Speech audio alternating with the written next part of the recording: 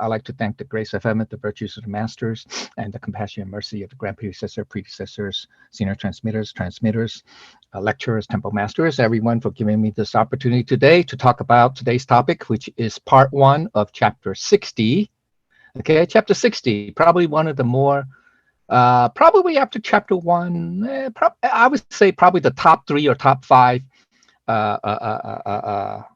I wouldn't say recognized chapter, but at least a phrase. Okay, there's a phrase that's the opening phrase of chapter 60 is probably one of the more oft-quoted sentences of the Tao Te Ching, by mainly political leaders, etc. Okay, so the first section, the intro is this line, right? Okay, ruling a large country is like cooking a small fish. That's that's the direct translation. There's a deeper meaning behind it, but that's okay. Okay, for now. All right, then there's section 2, which is the analysis section. Okay, the analysis section. It's very interesting. And then the last 2 sentences is the conclusion or the synthesis. Okay, so it's a relatively short chapter, but there's a lot to say, unfortunately. Okay, so that's the overview. Okay, now let's go to the outline. Okay, so chapter 60. The title is, well, yeah, there is. It has to do with a great country. Okay, so it's ruling a great kingdom or great country. Kingdom back then. Country today. Okay. Great kingdom, ruling a great kingdom. Okay, or ruling a great kingdom. All right. Okay, so the first sentence, that's the intro. That's the thesis. Okay, so to ruling a large country is like cooking a small fish. So that's, hey, you guys can see it, right? I'm sharing, right? You guys can see it? Okay. Can you guys see it? Oh, I'm sorry. Okay. It's back on. Okay. All right. Okay. All right, so let's see this. Okay, so I don't need to go through the for this section, I don't need to go through the definitions here. There's no real need. The only thing is this. Okay, it's this term. All right, these two go together. Separately, that's what they mean, but it just means. Okay, it means small fish, literally, that's what it means. But it just means cooking like a delicacy. Okay, cooking something that's not easy to cook.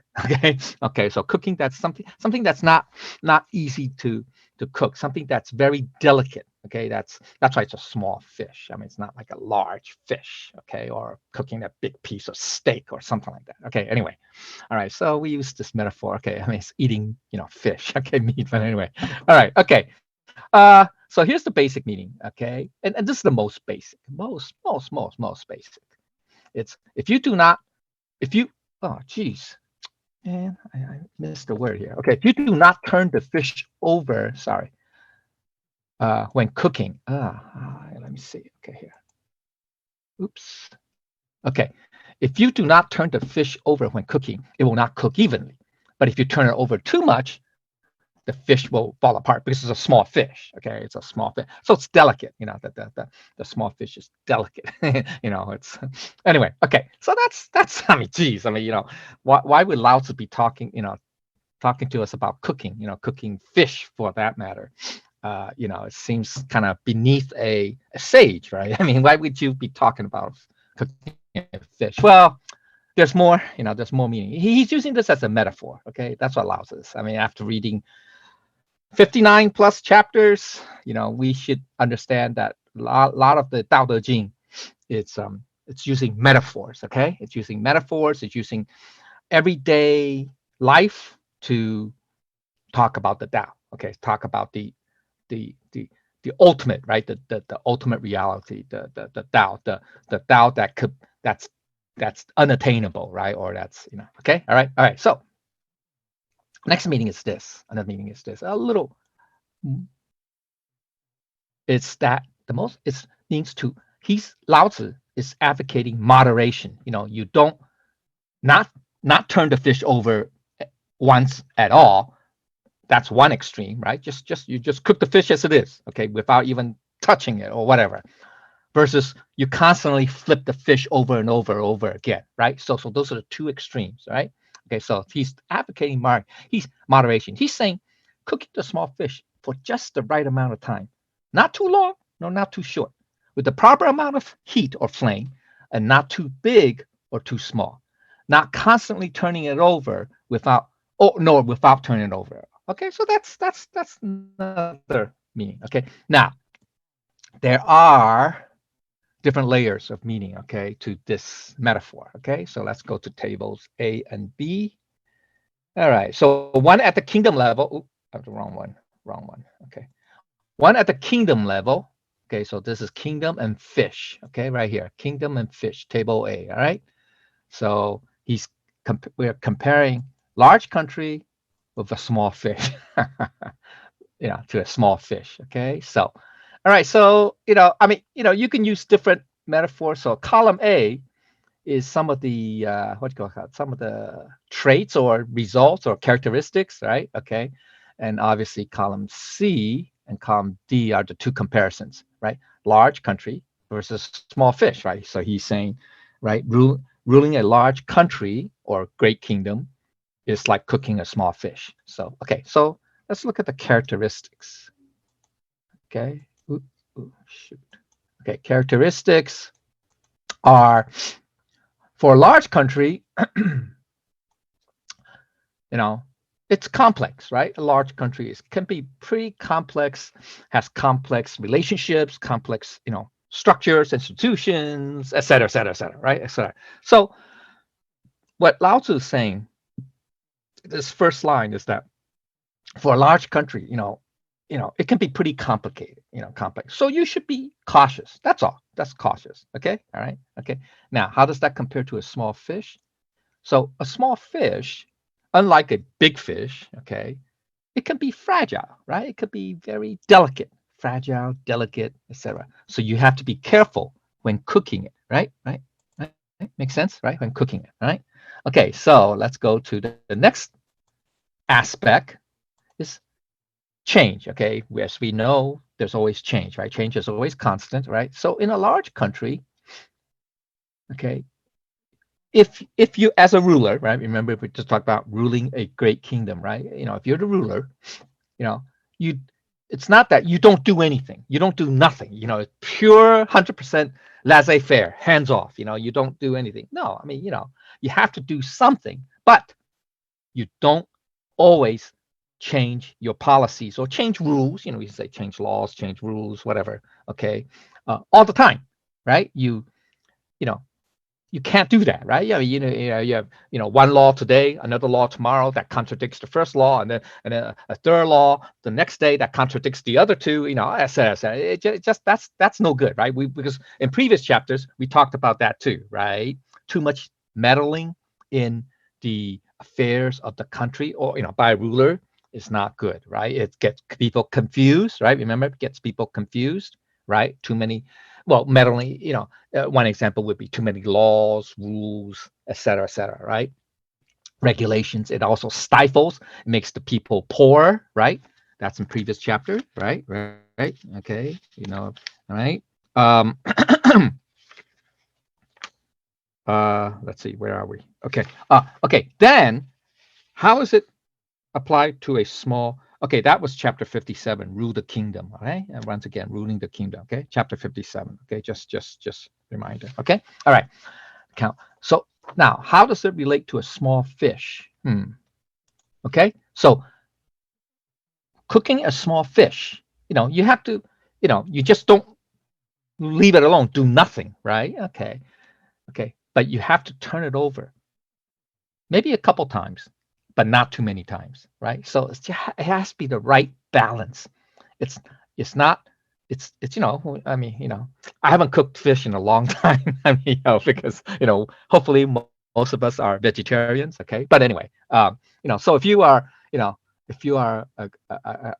don't necessarily a chef, but if you cook, if you used to cook meat or whatever fish, you will know this, right? Especially for small fish. Large fish, you could probably steam it and probably just leave it on its side, over low heat, over a long time. That's okay. All right. So anyway, so for small fish, you you can't turn it over too many times, but you cannot not turn it over one. Okay, all right. So now, in terms of effort, all right, okay, in terms of effort, or you say control, we say control because we're talking about a ruler now, right? The ruler for a large country, you can't have no control. You can't have no control, right? You can't have no laws, no rules, no regulation. There has to be some. I mean, yes, we can say, in an ideal state, in a in a in a oh geez, in a utopian state, yeah, you can say that, quote unquote, there's no need for laws or rules because, and why? Because in an ideal state, right? If everyone, I mean everyone, is following the Tao, or is in accordance with the Tao in their thoughts, words, and actions, right? That we call that congruent to the Tao, or as the I think Friday night class we talked about the Great Commonwealth, right? 世界大同, right? That's the ideal state when the Tao prevails, means when the Tao is prevalent, when the Tao is everywhere. When the Tao is everywhere means that everyone, right? Follows the Tao, is in accordance with the Tao, is congruent to the Tao. Yeah, then technically there's no need for laws or rules because the Tao is, everything is coming from our Buddha nature essence, right? So then yeah, then that's fine. Okay, but outside of that, anything outside of that, then we need some rules, laws, to reminders, et cetera, right? So you cannot have no laws. Okay, that's right. Okay, because we're not at that utopian state yet, right? Okay, so now, on the other hand, you cannot have too much laws or rules, regulations, et cetera, okay? Because one hand, no laws means that there could be anarchy because anybody could do whatever they want, right? Okay. Then too much laws, it becomes oppressive, right? So once again, those are the two extremes, right? That unfortunately, in a non-enlightened state, all right, that's where we potentially could end up with, right? The two extremes, right? So therefore, in a non-enlightened state, I mean country, okay, we say country, community, it doesn't matter, okay, whatever, society, etc. You have to, there's a middle path. Once again, there's a middle path, okay? So not too much rules, but not, or laws, and not no laws or no rules, okay? Now, how does that compare to a small fish, okay? Once again, if you cook the small fish with too high a heat, high flame, sorry, no flame or low flame, then it becomes raw, right? Undercooked. But if you cook with too high a heat, it becomes burnt, overcooked, right? Same idea, okay? Now, all right, let's talk about two results, okay? What's the failure state? Okay, failure is when if the ruler, okay, either go to two extremes, to the two extremes, either too many laws or no laws, or too much control or no control, right? Then there is uncertainty. We say inconsistent, right? People say, hey, today there's this, then tomorrow there's going to be something else, and then day after tomorrow it's going to be something else. So that's where people get confused. People will feel uncertain about the future, and that's when a chaos will arise. Okay, all right. So as for cooking a small fish, right? If you either flip it over too many times, right, or not too little times, that means it's undercooked, it's raw still, or especially too many times, what happens? Because the fish is delicate, right? So it falls apart, or it gets mushy, or whatever. Okay, so or gets burnt, okay, or whatever. All right. So, all right. Now, what is the measure of success? What is the trait of a success for a ruler? Okay, is that if the ruler follows the middle path, doing things in moderation, with wisdom, okay, with not too much, not zero intervention or zero laws or rules or whatever, and yet not too much meddling or too much interference or too much intrusion, then the kingdom will become powerful and it will be peaceful and prosperous and people will be happy. People can go live on their lives. Okay, so just like cooking a fish, like cooking a small delicacy, small fish, just right, just the proper amount, the fish becomes well cooked. It means it becomes, it doesn't fall apart. It's not raw.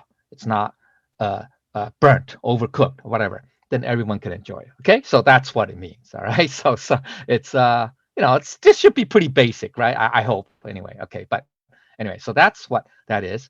Now, how does that happen? Now we talk about, let's see here. Okay, right? Okay, so examples of additional layers. Okay, then there's, okay, so that's um with the kingdom. Okay, now, but what about, does it have anything to do with the individual personal level? So one is at the kingdom level, right? So this is at the kingdom level, right? Okay, kingdom level. Lao is using cooking. Okay, but then how about cooking?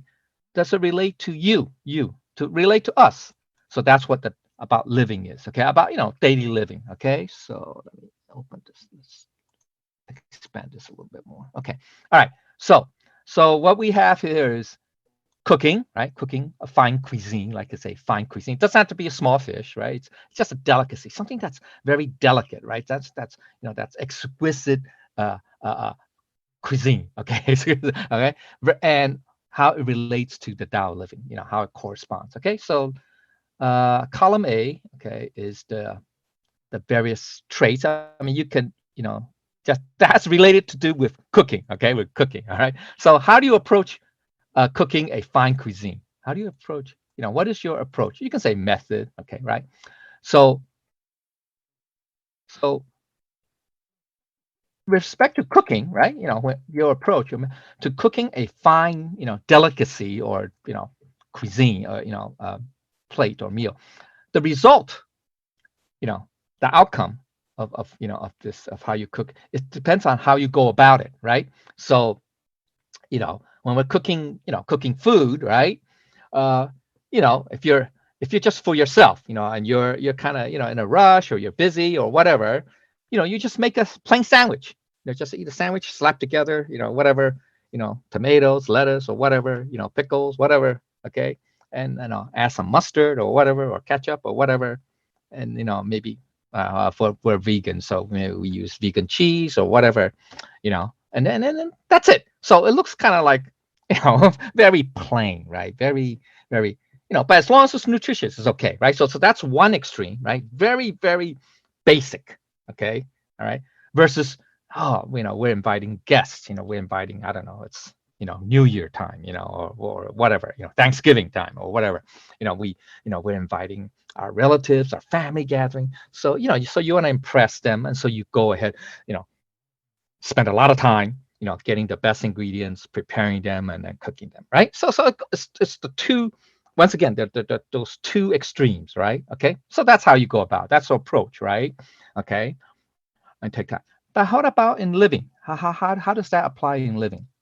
So it's this. It's very simple. It's what we get out of life depends on what you put in it, right? Very simple, right? It's that, it's pure. So if you put zero effort, one extreme, okay, one extreme. If you put zero effort, don't do anything. Just, the Tao says, you flow with the whatever, with the karmic affinity. You don't do anything. Yeah, you're passive. You're very passive. You just react. You don't do anything. Anyway, okay, whatever. Okay, you drift about. Well, that's what you're gonna get. Okay, Whereas if you understand the Tao deeply, you understand, you have to apply wisdom. That's why we have the Buddha nature essence, right? One of its functions is wisdom. Okay. And there are, even though you say we flow with karmic affinity, but there are going to be, we say, knots, just say knots, jie, okay, knots, or knots meaning either issues, problems, et cetera, right? Contention, all those things, okay, all those things. We will encounter those things, okay? So the question is, how do you go about resolving them? Okay, it's not you can't do nothing. I mean, you shouldn't do it. Sometimes it's okay. It's better or it's wiser not to do anything against that. Yeah, okay, but those are the extreme. Once again, these are the two extremes. So, on the other hand, the other extreme is, we constantly meddle, we constantly interfere, we constantly intrude, into people's either space or whatever. Okay, whatever. So those are two extremes, right? So once again, there's a middle path. Okay, once again, there's a middle path. So our approach, that's the approach that you can say method or whatever. Now, this is all meant to be generic, right? Okay. It depends on how much effort you put into. Okay. Okay. So just like as Tao cultivators, now in terms of Tao cultivators, you can say, oh yeah, I go to the temple, because my parents force me to, or whatever, or I feel, pressure to, just so, just to appear that, hey, yeah, but then yeah, I don't learn anything. I don't do any, I don't put in effort to learn anything or to do something new about the Tao, with the Tao, so then that's how much you can get. So that's chapter 41 about the high level, mid level, and low level people, right? Okay, so all right, or you really go to the extreme. I don't want to say the extreme, but hopefully is that you do everything. You do everything. Now the problem is sometimes if you do everything, okay, you may not be able to handle it. Okay, so once again, it's a moderate approach. Okay, you go about learning about the Tao, at your pace. Okay, at your pace. Okay, but you do make an effort. Okay, you do make an effort. Yeah, you don't have to spend 24/7, right? Give up your job, give up your family, give up whatever. Okay, that's the other extreme, right? Become a monk or nun or whatever. Go live in the mountains and meditate and whatever. That's the other extreme. That's no good, right? So there's a moderate. Okay, there's a moderation. Okay, so anyway, all right. Okay, so now let's talk about preparation. We're talking about cooking now, right? Preparation. So you have to prepare. So, for cooking fine cuisine, sometimes in a meal that we rarely cook, right? That we rarely cook, that maybe we only cook once a year or whatever on special occasion, then, we have to follow recipe because you're not that skilled at it, right? It's not that part of a, normal activity. Okay, normally. So we might have to, or consult an experienced cook. Get your mom or whoever relative to help you. Guide you. Okay. So that's it's not that, oh, I'm gonna just wing it. I'm just gonna try it out. Whatever. Without consulting. Okay. I mean, that's also okay. Then in every life, especially in cultivation, okay, we should have a plan, or at least it doesn't have to be a very detailed plan. No, just a general guide, a general idea, okay, about what is it that we want to achieve, what is it that we want to attain, in this life, right? So, okay, so same idea, right? You don't plan for every contingency because then you'll go mad, right? Okay, and yet you don't do nothing either. Okay, so you should have a clear goal. Say, I mean, you know, the prime examples of that would be like I don't want to say Buddha. Buddha, you know, when he was, before he left the palace, when he was enjoying the life of a prince, he didn't have a plan for his life. He didn't think about, oh, what will I be after, I get old or whatever. Okay, right? So he was just enjoying life, as a prince, all the pleasures, et cetera, et cetera, et cetera. So that's one extreme, right? Then he you know he had these he had those four, not visions, right? He saw four things, right? So then it got him thinking, right? Geez, yeah, what's going to happen, after I get old, or after I die? Is life that fickle, that some people are just very lucky, to be like him, born a prince, enjoy all the pleasures of life, et cetera, never have to face, hunger, starvation, whatever, all that. Okay.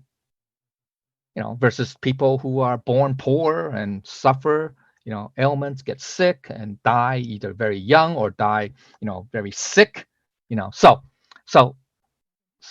then he got him thinking, and then he went to the, then he pursued the hardcore, path, which is the ascetic approach, which is, kind of extreme, right? Okay, so the idea is that we have to think about, not just the present, physical life, but what's this meaning? What is this meaning? What is this meaning? That we are in this world, we're born somehow, and then when we live our life, and then we're gonna die. Is that it? Is that all to life? Is that all there is to life? No, there's got to be something more, right? There's a reason behind it, and so that's why, we have to have an idea. Say, hey, I want to at least do something in this life so that I can transcend. I mean, that'd be the higher level, but I can at least live a life that's meaningful. Okay. Now, for the Tao code, that's in general. That's for the general. A life that's meaningful, that has consequence.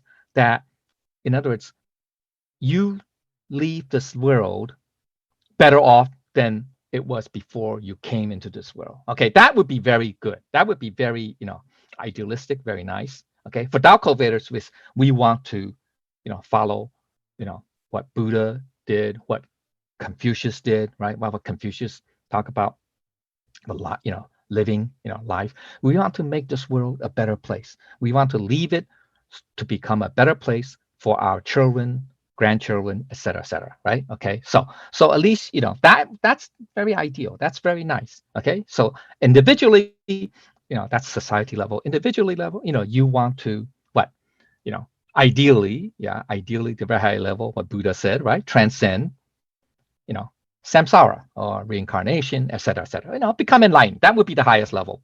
All right. But so at least we should have some goal. Okay, something. All right, something. Okay, now the tools. Sorry, I get too long, too much detail. Okay, tools. Tools to cooking. We need what? All the right stuff, right? Knives, pans, blah, blah, blah, blah. Okay, they're all essential. Now, what about living? The right tools for the right job. They say horses for courses. I mean, that's that means, meaning it's for racing. When you're racing, a race course, you need to use fast horses, right? So, okay. So it just means that you need to have the right tools, or in this case, let's say for Tao cultivators, right? We need to what? Learn, right? Have the right understanding, right? Proper understanding, right understanding, or proper view, the right views, right? That's the Eightfold Paths, right? The very first one, right? That we need to have the correct, proper knowledge or understanding or views, etc. Okay, about to approach life. Okay, all right. Now for cooking, since we're talking about cooking, once again, ingredients. So we need what? To cook a fine cuisine, you need good ingredients, fresh ingredients, right? Okay, all right. Now for living, now okay, everybody has different personalities, because we're not yet at the enlightened state where everything comes from our Buddha nature, right? Okay, so we have you can say personalities often come from legacies of our previous lives. Okay, they're residuals. You can say residuals, or residuals, or so you have to have the, how can I say, the proper understand, proper understanding, the wisdom to understand that, you're going to have to interact with people in society, right? We don't live in a individual, one person society, right? So you're going to have some friction due to either personality clashes, etc., or opinions or whatever. Okay, so you have to understand that, recognize that. If we either cultivate together or whatever, or interact with people in society, be at work, etc., at home even. Okay, some people have different personalities, so you have to have the wisdom to navigate through that. Okay, so you have to understand. So these are the ingredients. Okay, meaning that that's what's given. That's what people are born with, right? So you have to know how do you match, okay, the different personalities to work together, to work harmoniously. It's like matching the different ingredients to create a tasty meal. All right. Okay. Then comes the seasoning. That's something that's that's your control. That's something that you can. That's an input. Okay. Ingredients is pretty much innate, right? Whatever the ingredients are, they have innate characteristics. In cooking, right? Then you have to add seasoning. You want to touch it up a little bit, right? You don't want you don't want it to be too bland, or you don't want it to be too, I don't know, spicy, salty, sweet, sour, whatever. Okay, so it has to be just right, right? A little soy sauce, a little sugar, whatever, a little vinegar or whatever. Okay, whatever. All right. So it has to be just the right amount of seasoning, right? Not too little or not too much, right? So in everyday living, okay, we have all different types of people, right? They come in so many different shapes, sizes, forms, or whatever, and personality-wise, okay, obviously, okay, and character and views, opinions, views, feelings, whatever, okay, emotions. Once again, right? They say variety is the spice of life, right? You don't just well, anyway, I mean that's more on a secular level, but we are going to encounter that's a given, okay, in life, all different types, okay, right, of people with all different. So the key is how do you interact, or how do we put together, as a group of people that has just the, I don't know, the right mix. We say the right mix, okay? People with the right, or I don't want to say similar. I mean, you could say similar goals, similar views, whatever understanding, and work together, right, for the goal. Okay. I mean, now that's on the you can say secular societal level, because we have to interact, like at work, how do you put together a team? You say some people are very bright, but again, some might have very sharp personalities, very that their personalities would clash, even though they may be, intelligent, bright, etc., okay, or capable, competent, etc. So how do you put together that? So that's why in life, as style cultivators, we will encounter that, right? In our path of cultivation, we will encounter people with different views, different ideas, opinions, personalities, etc. But you have to, navigate through that and find what is the proper mix. All right. Okay. I'm sorry I took too long, but this is just a lot of that. Okay. Then, all right. Okay. Let's see. Oh, it's about over half an hour already. Okay. All right. So now there's another story put together by Zhuangzi. Okay. It's I tried to find a story by Zhuangzi that how can I say that talked about cooking and ruler. Okay, so unfortunately, I mean, so that means food or rulers. Okay, but there's only one story. I mean, that has both elements. He had a lot of stories about cooking, about food, and not necessarily cooking, but food and drink, and also a lot of stories about rulers, but not but to have a story about the two, about cooking and rulers, he only had one, so I'm reluctant to use the story because it's kind of, oh well. I mean, it's under nourishing, master of nourishing life. Okay, if you wanna, it's this. Okay, here it is. Let's see. Hold on. Okay, it's in Inner Chapters, Master of Nourishing Life, section 2, or yeah, we call it section 2, or you can say second paragraph maybe. Okay, it talks about cooking and ruling. Okay, not cooking or preparing a meal. Let's put it that, preparing some food, preparing something, preparing a food, and a ruler. Okay, so that's where the two. Okay, that's okay. So let me this story is not that long, but let me just go. I don't know if you're familiar with the story. People are familiar with the story, but okay, it's Okay, the story, the title of the story is called The Chef Cuts an Ox. Yeah, it's like, oh, that's why I'm reluctant to use this, but that's the only story that he had about cooking and rulers. Okay, anyway, so um, okay, so it's the let's see, where is it? The Chinese is 保丁解毒解牛. Okay, 保 literally means to cook, or chef. It means chef. You can say it has to do with kitchen chef. Ding is the chef's name. Jie, literally can mean liberation, to define or definition. But in this case, it means to butcher an ox. Okay, all right. So here's the story. I'll do it very quick. Okay, now, yeah, butchering, to kill an ox. Okay, it seems a rather unlikely, right, subject for Zhuangzi. I mean, the question that, a lot of people may have is it really the best way, for him to express the Tao, right? I mean, talk about Tao. Isn't Tao supposed to be, harmonious, peaceful, not, and advocates, especially the, doing no harm, right, to not just people, but also to, sentient beings, sentient lives. Okay, so isn't butchering, especially a large animal like an ox, is rather, it's rather messy, right? Rather, bloody. Okay, and why not, use this talk up story about inner meditation instead, right? Or something that's peaceful, something that's non-injurious to anybody, right? Something that's anyway. So yeah, that's the question. But here's the reason.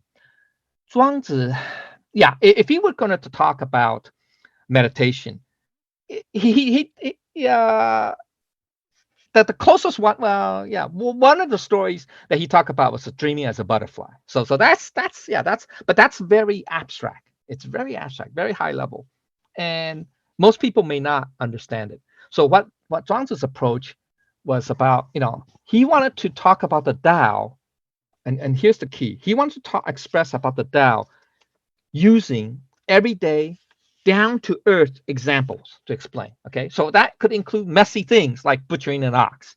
Okay, killing a big animal. Okay, um, now, in his day, right? We're talking about like 2,400 years ago or so. Okay, uh, you know, butchering an ox would be fairly, how can I say, a fairly common thing, right? I mean, a fairly common example. So everybody would will understand that example. So that's the it's a way for him to express that the Tao was also everywhere. Okay, so not just for commonness, commonality, but also to express that, the Tao is not just in the quote unquote good things or positive things.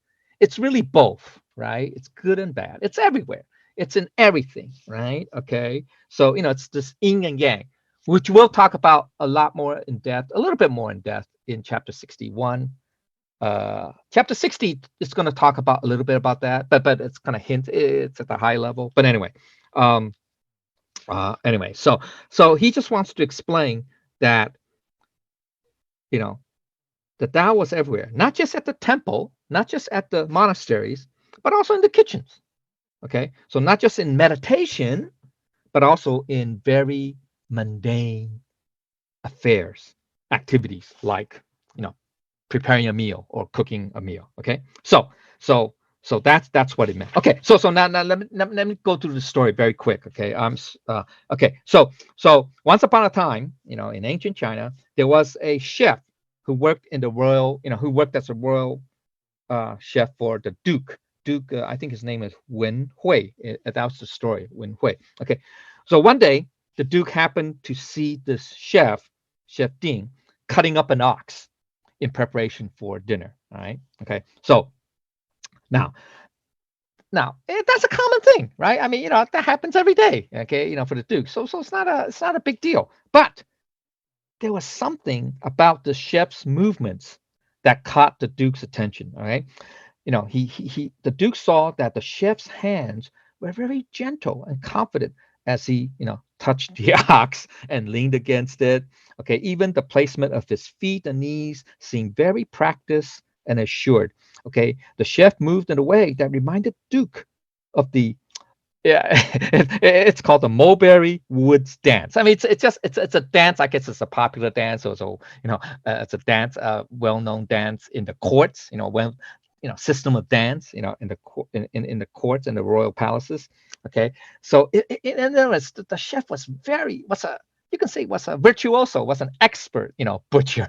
Well, in this case, he was butcher. Okay, was very he moved about with purpose. His movements were all at his gentle touch, and yet it's with purpose. Okay, so as the chef used his blade, right, in cutting, right, the ox, it was as if he was playing music. The sounds. I mean, I know it's gory, but the sounds of cutting the flesh or whatever, the joint, making sounds that never fell out of rhythm. So it's almost like he's a virtuoso, the chef. Okay, the butcher. Okay, chef. Okay, so the Duke was really amazed. Okay, so he said, "Wow, excellent," and he asked the chef, "Well, how do you develop your skills to such an advanced level that, as a, even though you're butchering this poor ox, okay, since that's very mundane, right? That's very, very, how can I say, very, very, very common, very, very plain, mundane, and yet." He was doing it like he was playing music or dancing, right? So that's to an artistic, to a virtuoso, right? Like that. Okay, so the chef, put down his knife. It's not a knife, but it's a big butcher knife, whatever you want to call it. He said, this is very surprising. That's what I said. So the chef said, "What I follow is the Tao that goes beyond all skills, Your Highness. When I first started doing this, I saw the ox in its totality, just like most people. But after 3 years, I mastered this process and no longer looked at the ox as an ox. Okay. Instead of using my eyes, I use my mind to perceive the animal. My physical senses would be inactive. So as I reached out with my feelings and directed my mind." And so Duke was very interested, and he asked the chef, "Oh, please keep explaining to me." The chef continues, says, "I follow the natural flow, letting my knife slice through its structure, moving from one large gap between its bones to the next. Its tendons and muscles come apart easily, almost without effort. An average chef or butcher goes through one knife a month because he hacks. The chef hacks instead. A good chef goes through one knife a year because he cuts instead of hacking." Okay. Now, he said, "I have used this knife for 19 years. It has butchered thousands of oxen, but the blade is still as sharp as ever." Then the Stuka was really fascinated. He asked, "Well, then what about the joints? How do you handle them?" "Well, Your Highness, the joints have openings which are huge compared to the thinness of the blade. With precise guidance, the knife can swish right through such an opening with room to spare.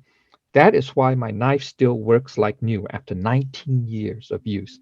Of course, I know that joints can be quite complex, so every time I come across them, I would use caution by focusing my attention and slowing down my movements. Sometimes it takes only one small exact cut of the knife. The ox comes apart." Okay. All right. So the Duke was very impressed. He says, "Wow, you certainly seem to enjoy your work," he said to the chef. The chef replied, "Yes, Your Highness. When I'm finished, I survey my handiwork, knowing it was a job well done. I put away my knife and feel a profound sense of satisfaction I cannot easily express." And the chef smiled and said, "Excellent. The words I have heard from you go beyond cutting up an ox. Today I have learned a priceless principle about living life." Okay, now that's the story. Sorry. Okay. So butchering. Okay, let's go to. Let's see. Let's go to. Okay. Oops. Sorry. Let's go to. Okay. So let's go to table C. Okay. We talk about. Okay. Table C. Okay. Okay. Table C. Okay. The chef and the life. Okay. The chef and life. Okay. So according to the story. All right. In the story. Now. Yeah. Okay. Yeah. He's using butchering. Now it's not about. Okay. Sorry. Hold on. I need to table C and also Appendix A. Okay, all right, okay. Now the chef, because it's it's an everyday, it's an everyday example. Okay, unfortunately, but anyway, but there's some elements. Okay, some elements about the butcher. Okay, I mean, some traits. You know, say the traits, of the butcher. Okay, because we're talking about the stories about butchering. Okay, and then also there's, how does it, relate to the Tao? Okay, so believe it or not. All right. Okay, so from the butcher, cuts up, or the chef cuts up the ox. He does his work with confidence, skill, and artistic, virtuoso. I mean, so he's very skillful, very extremely skillful, and almost elevated to I said the level of a, artistic, okay, level. Okay. Now, what's the Tao? What's that got to do with the Tao? What's it got to do with the Tao or everyday life? Okay, for that matter. So what Zhuangzi was saying is that, in everything we do, from the most complex tasks, most complex, whatever, complex, esoteric tasks, to the most mundane tasks. Okay, most mundane tasks. Okay, like preparing a meal, for example. That's pretty mundane, right? Because you have to do it every day, right? At least once a day, right? If not twice, 3 times a day. All right.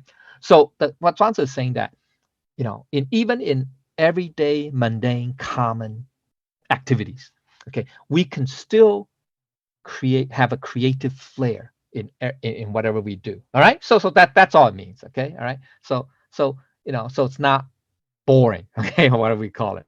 Okay. So now, how do we then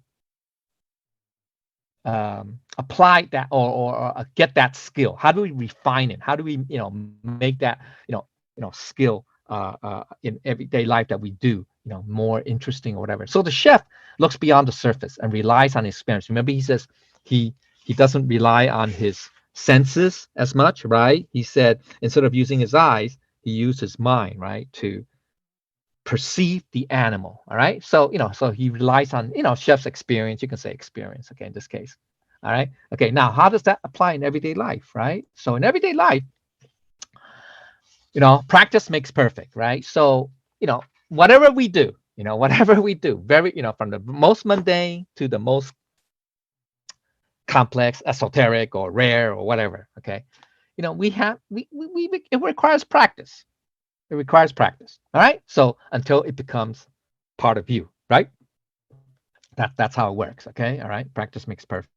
Okay. So now we follow, one of the attributes is to follow nature. The chef said, he doesn't he doesn't saw, he doesn't hack, right? Remember, he just slices very skillfully, just finding the right gaps, right, in the joints or whatever. Okay, I mean, talking about butchering animal. Okay, so that's why, and that's why he was able to use the same butcher knife for 19 years, etc. Whereas, a you know a an average chef, uses up once a month, right? One knife once a month, because they hack, they saw, they hack, whatever.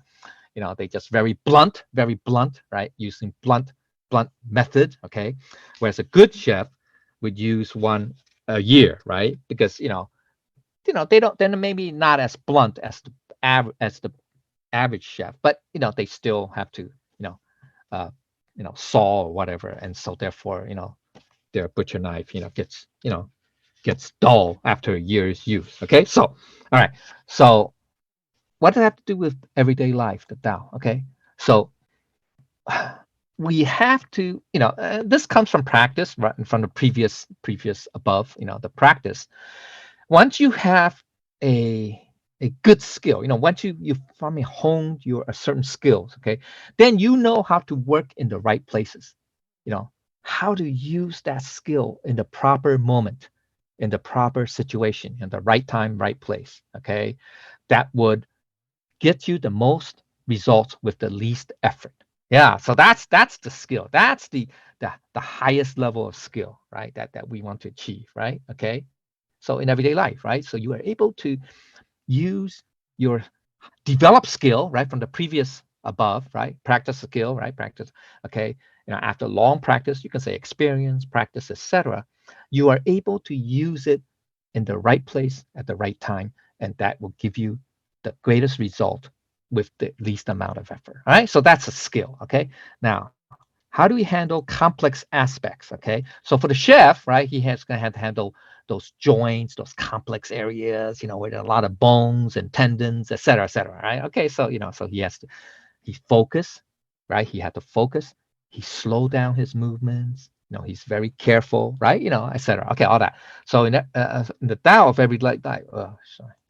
Okay, in the Tao of every day of life, okay, or Zhuangzi saying, complex situations, okay, have many different variables, moving parts, different variables, in su, okay, a lot of different, aspects, okay, variables, different parts, okay, different moving parts. So then we have to focus.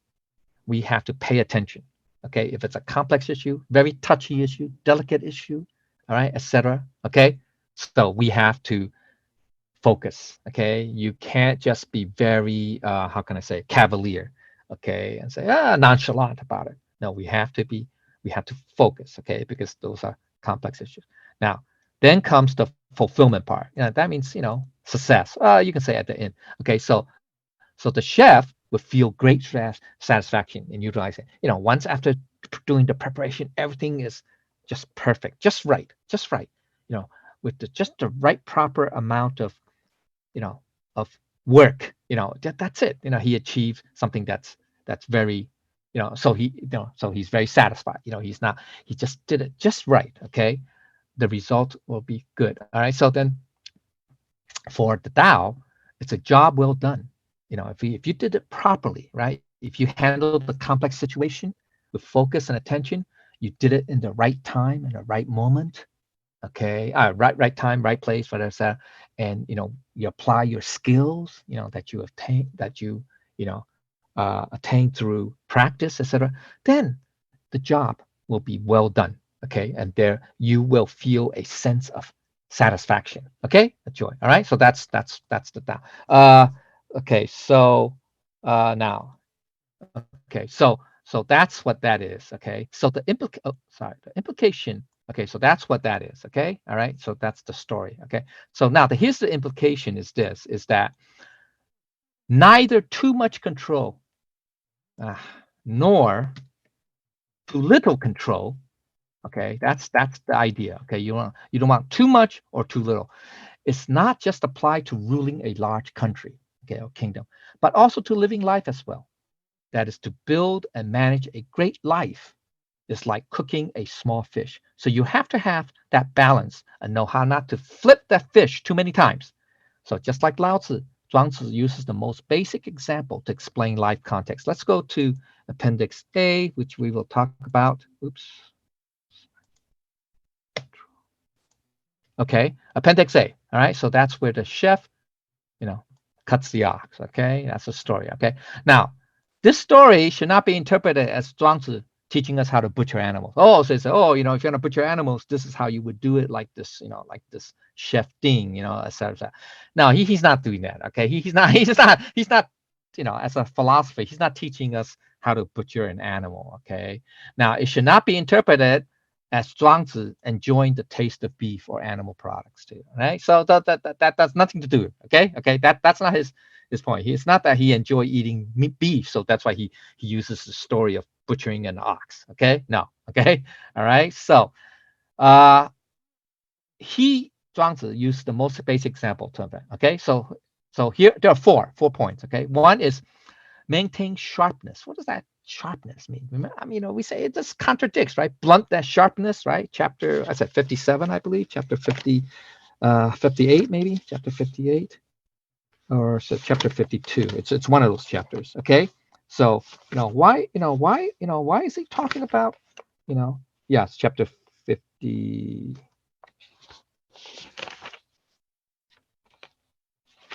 54. Okay, I think it's chapter 54. It goes back to chapter 4. Sorry, chapter 50. Geez. 50. It goes back to chapter 4. That's all I remember. Okay. So anyway, blunt the sharpness. Okay. There's that line, right? Okay. So why, what's it got what does the sharpness mean? Okay. So, all right. Okay. What does it mean? Okay. So what he's saying is that it refers to our physical and spiritual well-being, not necessarily the sharp personality. Okay. That very sharp, that will injure somebody. Okay. Not that. The sharp tongue, the sharp critique. Okay. So not that. It's talking about well-being. So that is, we don't want to use brute force approach in solving problems. Okay. You don't want to, bulldoze your way through obstacles, like a ox or bull in a china shop, right? Okay, that's like the average cook, okay, or chef hacking through an animal. So most people unfortunately force their way through an obstacle. Okay, they may succeed. Yeah, they may succeed using the brute force method. That you could succeed, but it expends a lot of effort, at a great cost, Okay, so right major, but at a great cost to their well-being. Okay, so this is why it is important to study and understand the Tao, so as to be able to maintain your sharpness and slice through problems with effortless ease. That's what that sharpness means. Just means that you can say acuteness, you can say wisdom. Yeah, you can say wisdom. And like the Diamond Sutra, why is it called the Diamond Sutra? Because Buddha, Shibuti, I think Shibuti asked Buddha, why did you pick, Diamond Sutra? I mean the diamond, called this teaching the Diamond Sutra. Okay, because Buddha said it's like the hardness, right? Diamond is the hardest object, right? In nature, and it will cut through the ignorance. Okay, that's what he says, the ignorance of non-enlightened living. Okay, so that's what he was made. So it's kind of sharp too in that respect, right? Okay, all right. Okay. Uh, Also, I think in another sutra he mentioned it's like a sword that will cut through. Okay, anyway, all right, doesn't matter. Okay, so the second part is intuition. Yeah, we say intuition. It's really wisdom. Okay, it's that if you want to go to the highest level, it's really that Buddha nature given wisdom. Okay, innate wisdom of our Buddha nature. Okay, but we have to, here's the thing: we tend to over rely on our rational self. Yeah, the logic, the reasoning ability that we learn, right? That we learn through life, through school, etc. Okay, through life. Okay, and tend to ignore the intuitive half. That is the instinct. We call it instinct, gut feeling. That I say sixth sense. Whatever. That non how can I say, non-sensory based, intuition. Okay, or you say feeling. You say gut feeling. It's really our wisdom at the highest level. It's really our Buddha nature wisdom. Okay, so if we can integrate both the rational and intuitive halves, now this is at the lower level, at the very common everybody level, then we can be that much more powerful because now we have an additional, you can say, perspective or additional level of understanding, of perception that it's beyond our rational understanding. Okay, all right. So therefore we can be much more powerful, much more uh, uh, that we can do more, see things or resolve things in a different manner. Okay, so unfortunately this requires lots of practice. Okay, and so we need to now, and one of the most basic is be able to distinguish the feelings of fear versus words of wisdom, etc., or caution, etc. Okay, so we have to be, how can you be sure that that voice or that feeling that you're getting is really coming from your Buddha nature essence, or it's a true wisdom as opposed to just a very physical reaction, or etc., right? So that requires practice. Okay, it's the high. Okay, so anyway, but at least you have that inner voice, intuition. Okay, the third element is the focusing of one's attention. So the ox joints represent complex issues in life. That's a metaphor. Okay, that's the ox joints. Okay, so we can say the whole ox is, let's say, life's, our life's journey. You can say a life journey. Oh, and depending on how grand, the scope you want to take it. But okay, and then within that, there are, complex issues or knots, etc., okay, or obstacles, and that would be the ox joints, okay? So we cannot resolve this complex problems with simple solutions, okay? Only way is to focus your attention. When I say simple solution, it means just with the brute method, with one method, just one method, okay, one approach. There's only one approach, and that's rigid. Then that's a rigid view, right? That's a rigid view, okay? So, all right, that's what I meant by simple solutions. It means one method, okay, or just one view, okay. Only way is, or one perspective, okay, or one opinion, etc. Okay. So only way is to focus our attention is to focus your attention in order to navigate through the complexity. So we have to be agile. You have to be agile, flexible, like water, right? Water could, reach an obstacle and get stopped. That's true, right?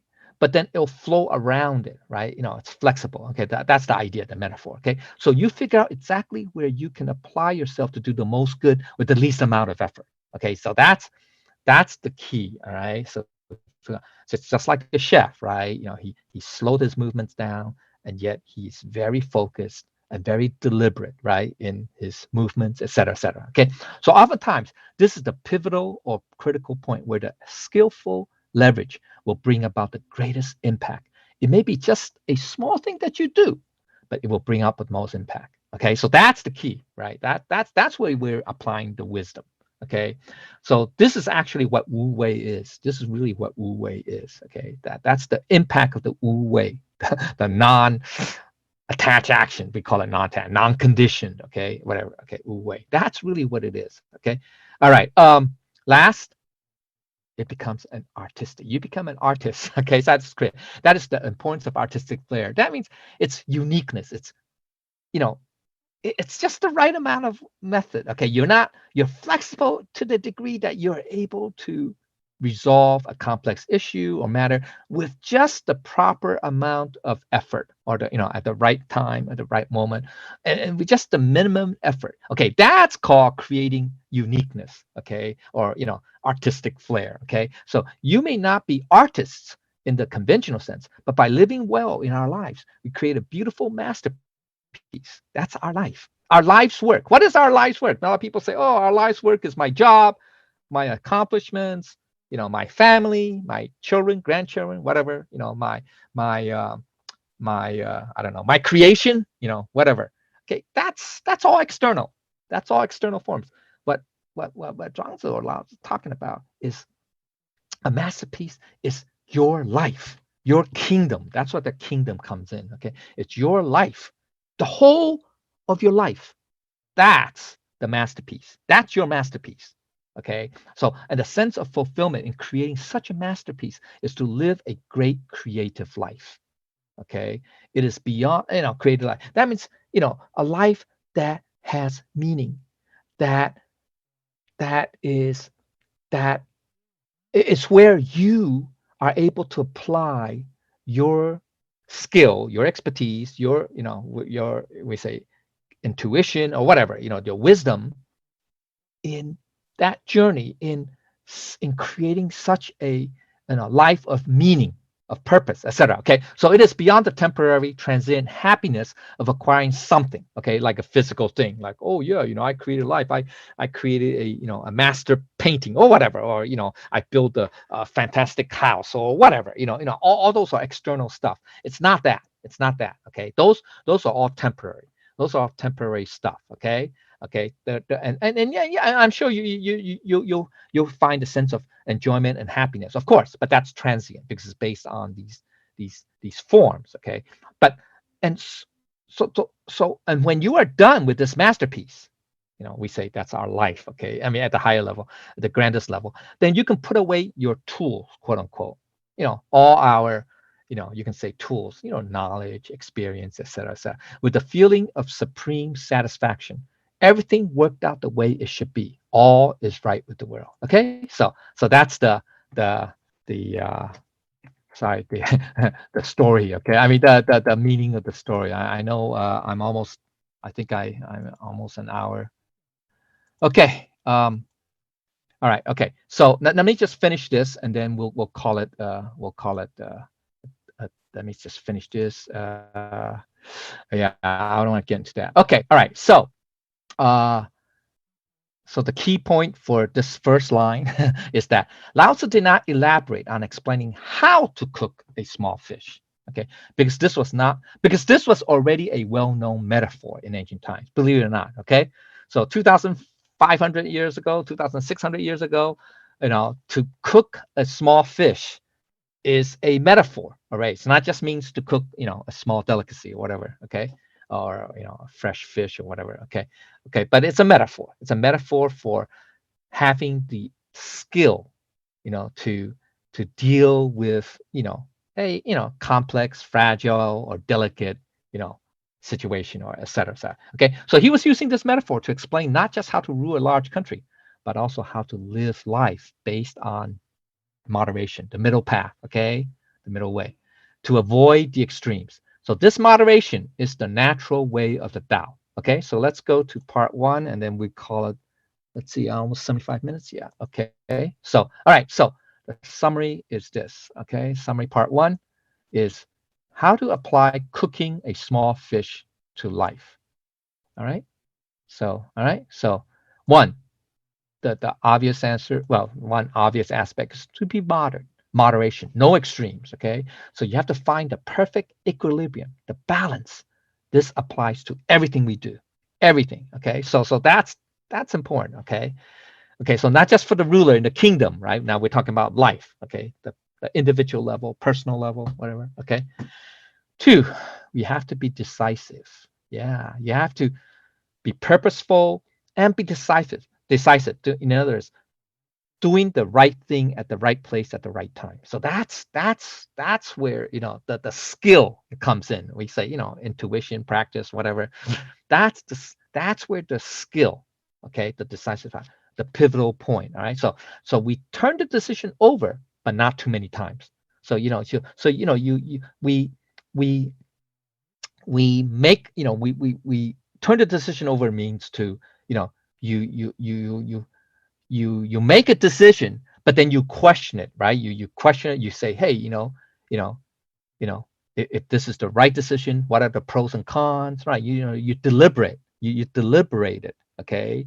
You contemplate over it, okay? You think over, that decision about, the choice or whatever, okay? To say, hey, yeah, is this the best choice, or is this, appropriate? Is it too extreme or not enough or whatever? Okay, all that, okay, but not too many times, because then you end up with what? Paralysis by analysis, right? So you end up with, being too wishy-washy or whatever, say, I don't know, sitting on the fence or whatever. Okay, so you have to be decisive.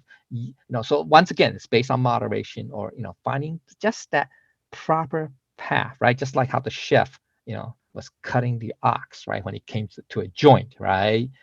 He's become more deliberate, etc., etc. Okay, more focused, etc. Okay. Third, this is very important. It's to decline debates. Yeah, there are some people. I used to be like this. I used to love debates. But then you realize it is. I would say 99% of the time it's ego driven. Okay, it's all ego driven. Right? Okay, you just want to prove that you are right than the other one. Yeah, you just want to score points, right? So yeah, yeah, we have to learn how to decline debates. Yeah, it's like that. That's a form of, you can say, yielding. Okay, you yield. You don't want to like fight fire with fire. It's not like that. Okay, debating. So you love to debate. Yeah, I'll fight fire with fire. It's really a form of yielding, but yeah, that's on the surface level. Yeah, you don't want to debate. You let them say whatever they want. Whatever, make them, have them score their points or whatever. It doesn't matter. Okay, but it doesn't affect you. It doesn't affect you internally. Okay, especially that's the more important side. Internally, it doesn't affect you. Okay, so it does not diminish your, how can I say, your status in the form of being true to yourself. Okay, it doesn't okay, just because you yielded or you declined the debate. So nothing flips. This is where it gets nonstop. Nothing flips the fish like back and forth arguments. In most cases, it is used. So just look at today. Just look at today, especially in social media, in a lot of the general media. You have, oh my God, endless debates, right? Endless, back and forth.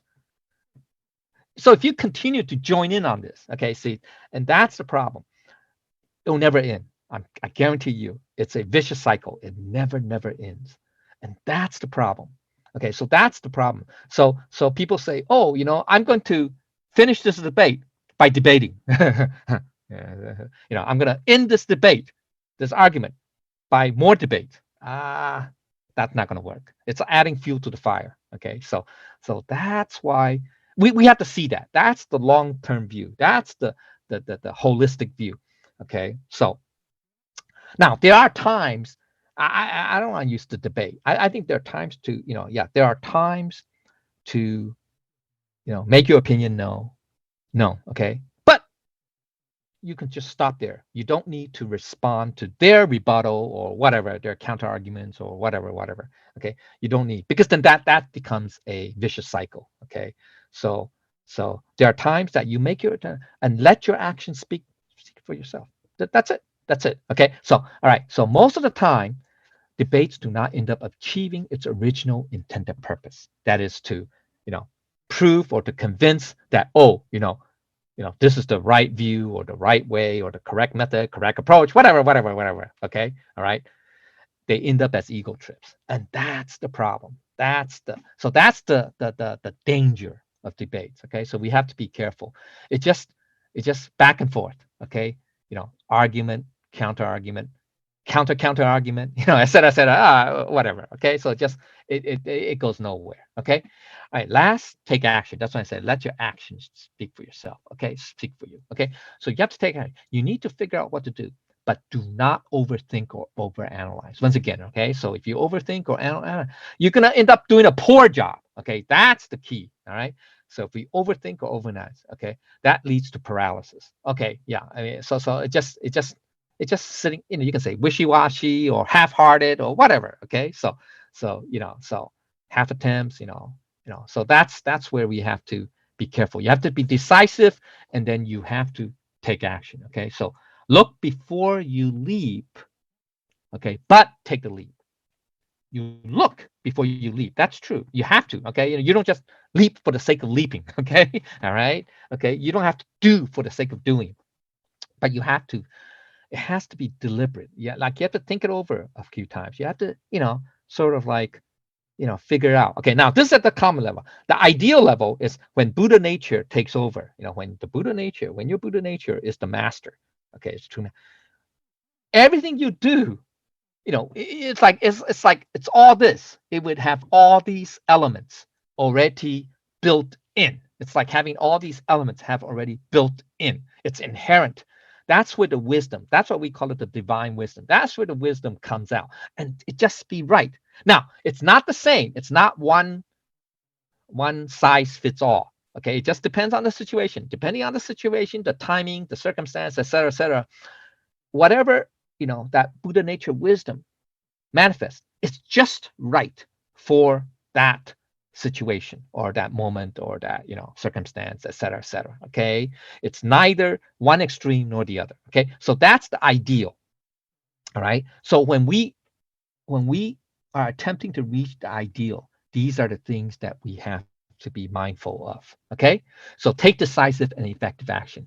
And so it actually, all these incorporate the are all part of Wu Wei too. Okay, are part of Wu Wei. Okay, it has to be non-ego based, etc. Okay, so let's see. I think I reached the end of my time, right? About 75 minutes. Yeah, is it? Yeah, it's about 75 minutes. So I'm gonna stop here.